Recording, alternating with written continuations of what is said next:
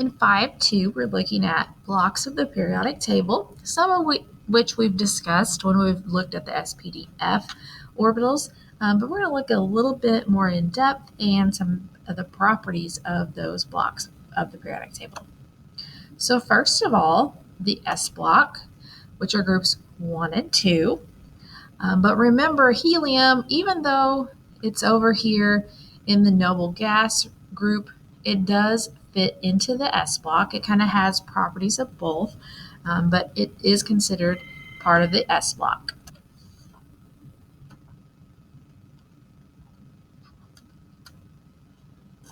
So if we look at some of the properties of group 1 is known as the alkali metals. They are silvery and very soft, and they are very reactive. These are the most reactive elements on the periodic table. They are not found in nature just by themselves because they're so reactive. They react with whatever's around them and make other molecules or compounds.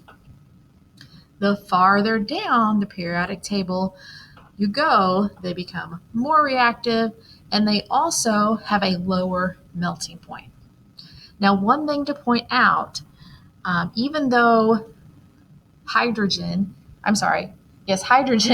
is in group 1, it is a gas. It's not an alkali metal, so it doesn't follow these. But all of the rest of those, lithium, sodium, potassium, they in nature are going to be metals, just like in this picture. The next group, group 2, are known as the alkaline earth metals. They're very similar to the alkali metals, but they're harder, a little bit more dense and strong. And again, they don't occur in nature as free elements because they are as well reactive. In this picture here, we have calcium, and in this picture, we have magnesium. In the S block, we do have hydrogen and helium. Like I said, they don't share properties with those other elements. They are both gases. Hydrogen has 1 electron, and then helium has 2 electrons in that energy level. And because this energy level can only hold 2, it's considered to have a filled outer shell, and that's why it's placed in group 18 with the noble gases. The next block we're going to look at is the D block, and the D block is the middle section there, and this is groups 3 through 12. A lot of these elements are elements that we do find in nature by themselves. And so if we look here, iron, nickel, gold, copper, a lot of those are very familiar, very stable elements.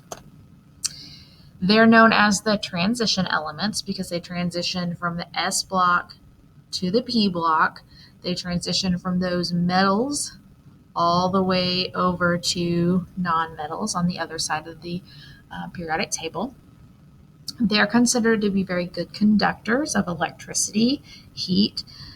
If you think of any type of wiring, most of the time it's made of metals from the D block. They have a high luster, which means they're pretty shiny. Less reactive, which is a good thing because we don't want our wiring or jewelry, any of those things to be reactive. We want them to be stable so they won't break down. And they do exist in nature as free elements. The next block is the P block. So looking at the P block, we have all kinds of different properties. We've got solids and liquids and gases and metals and metalloids and nonmetals. And remember, we have what is known as the stair-step line. So along this area, on other periodic tables, it's often a little bit more easy to identify with a bolder line. But this is where you'll find those metalloids that have properties of lots of different things. So you can't really say that the P block has one definite set of properties because there are so many different types of elements in the P block. Then we have what are considered to be the main group elements. That's made of the S and the P block. We will use this set of elements, the main group elements, when we start looking at outer shell electrons and how things bond. They're just a little easier to work with. They follow rules a little bit nicer for us to work with at our level of chemistry. The next block is the F block. Those are the elements that are set out and lower than the rest of the periodic table. But remember, they actually do fit right up into the periodic table: 55, 56, 57, and 87, 88. And if this guy would move, 89. So they fit in there, but they're also set down lower so you can see those.